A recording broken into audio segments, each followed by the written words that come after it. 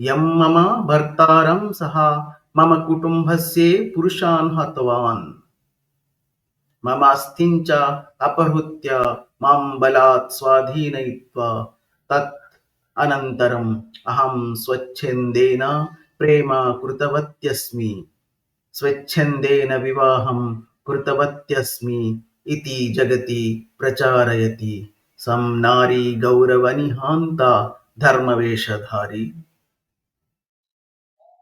या नारी हिंसां दुःखं दोपिडी बंधुत्वा हिंसामनुभव्यत्वा मौनिनी भवितं बलीयसी न शक्यते नारी शक्तिं नित्यं तथैवोन्नता మోసేన నా శమ్యతే బలేన నా వశ్యతే.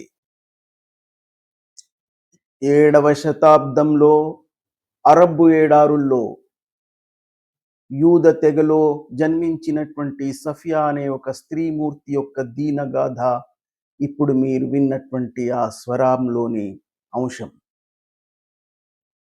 తన కుటుంబ సభ్యులందరినీ హతమార్చి ఇస్లాం అనే ఈ క్రూరపు భావజాలం వాళ్లపై చేసినటువంటి ఆ దుర్మార్గపు ప్రవృత్తిని ఆ స్త్రీమూర్తి యొక్క స్వరంలో నుంచి వచ్చినటువంటి అర్థనాదాలే ఇవి.